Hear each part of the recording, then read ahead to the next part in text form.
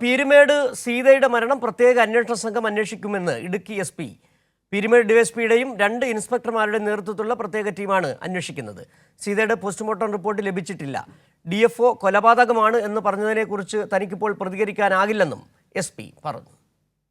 ഒരു special investigation team ഇതിനുവേണ്ടി form ചെയ്തിട്ടുണ്ട്. ഡിവൈഎസ്പി പീരുമേടിൻ്റെ നേതൃത്വത്തിൽ 2 ഇൻസ്പെക്ടർമാർ ഉൾപ്പെടുന്ന ഒരു സ്പെഷ്യൽ ടീം ഫോം ചെയ്തിട്ടുണ്ട്. കൂടുതൽ കാര്യങ്ങൾ അന്വേഷണം നടന്നു വരികയാണ്. ഇതിനെ കൂടുതൽ വിശകലനം ചെയ്തു വരുന്നേ ഉള്ളൂ. അന്വേഷണം നടന്നു വരുന്നതാണ്. ഇപ്പോൾ പോസ്റ്റ്മോർട്ടം റിപ്പോർട്ട് ഇതുവരെ വന്നിട്ടില്ല. അതുകൂടെ വന്നിട്ട് നമുക്ക് കൃത്യമായിട്ട് പറയാൻ പറ്റും. റിപ്പോർട്ടായിട്ട് വന്നിട്ടില്ല ഇതുവരെ. അത് പരിശോധിച്ചിട്ട് നമുക്ക് കൂടുതൽ കാര്യങ്ങൾ പറയാൻ പറ്റും.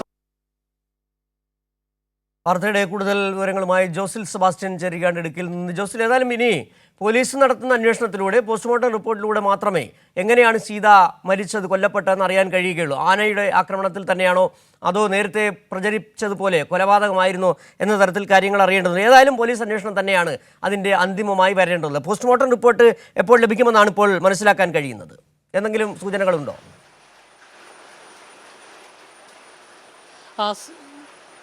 സിജു, കഴിഞ്ഞ ദിവസമാണ് ഇത്തരത്തിൽ ഭർത്താവും ഭാര്യയും 2 മക്കളും കൂടി കാട്ടിലേക്ക് പോകുമ്പോൾ കാട്ടാന ആക്രമണത്തിൽ സീത കൊല്ലപ്പെട്ടു എന്നൊരു വാർത്ത പുറത്തു വരുന്നത്. അതിനെ തുടർന്ന് ഈ സീതയുടെ സംസ്കാര ചടങ്ങുകൾ നടക്കുന്നതിൻ്റെ ഇടയിലാണ് ഈ ഭർത്താവ് പോലീസ് കസ്റ്റഡിയിലാണെന്നും ഇതൊരു കൊലപാതകമാണ് എന്നുള്ള രീതിയിലുള്ള ഒരു വാർത്ത വരുന്നത്.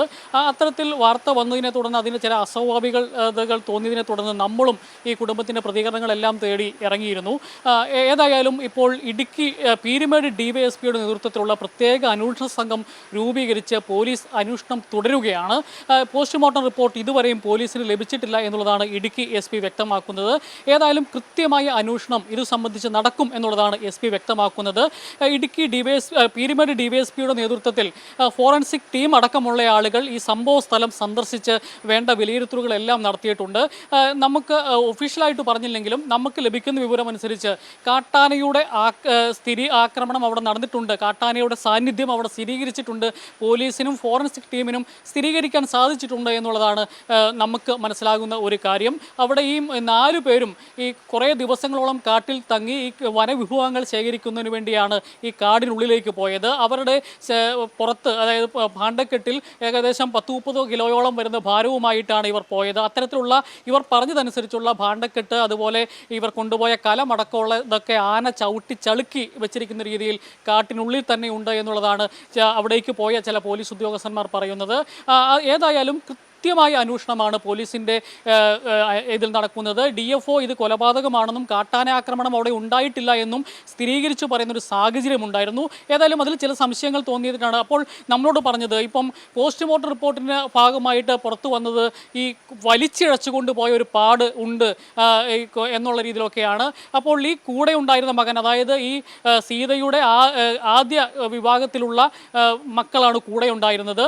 ആ മക്കൾ പറയുന്നത് അമ്മയെ താനാണ് ആനയുടെ അടിയിൽ നിന്ന് വലിച്ചെടുത്തത്. സ്വാഭാവികമായും പുറത്ത് അത്തരത്തിലുള്ള ഉറച്ചിലുണ്ടാകും. ആ കുട്ടികളടക്കം 13 വയസ്സും 10 വയസ്സുമുള്ള കുട്ടികളാണ് ആ കൂടെ ഉണ്ടായിരുന്നത്. അവർ പറയുന്നത്, അതിൽ മൂത്തയാളാണ് പറയുന്നത് താൻ ആണ് ആനയുടെ അടിയിൽ നിന്ന് വലിച്ചെടുത്തത് എന്നുള്ള കാര്യം. അങ്ങനെ ഇപ്പോൾ SP ആണെങ്കിലും പറയുന്നത് ഇപ്പോൾ 3 പേരെയും വെവ്വേറെ ചോദ്യം ചെയ്തിട്ടുണ്ട്.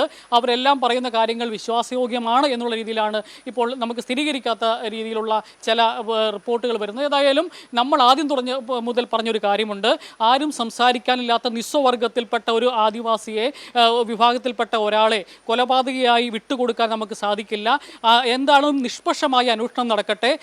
CPMൻ്റെ ഇടുക്കി ജില്ലാ കമ്മിറ്റിയുടെ സെക്രട്ടറി CV വർഗീസും അതുതന്നെയാണ് പറഞ്ഞത്. 1000 കുറ്റവാളികൾ രക്ഷപ്പെട്ടാലും ഒരു നിരപരാധി പോലും ശിക്ഷിക്കപ്പെടരുതെന്നുള്ളതാണ്. ഏതായാലും കൃത്യമായ അന്വേഷണം ഇടുക്കി SP-യുടെ മേൽനോട്ടത്തിൽ പീരുമേട് DYSP-യുടെയും 2 ഇൻസ്പെക്ടർമാരുടെയും നേതൃത്വത്തിൽ നടന്നുകൊണ്ടിരിക്കുകയാണ്.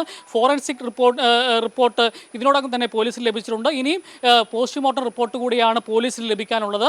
അന്വേഷണം തുടരുകയാണ്. സിജു, ശരി. ജോസിൽ സെബാസ്റ്റ്യനാണ് വിവരങ്ങൾ നൽകിയത്. സീതയുടെ മരണം ഇനി പോലീസ് പ്രത്യേക DYSP-യുടെ നേതൃത്വത്തിൽ 2 ഇൻസ്പെക്ടർമാരടങ്ങുന്ന സംഘം അന്വേഷിക്കുമെന്നുള്ള വിവരങ്ങളാണ് ജോസിൽ സെബാസ്റ്റ്യൻ പങ്കുവച്ചത്.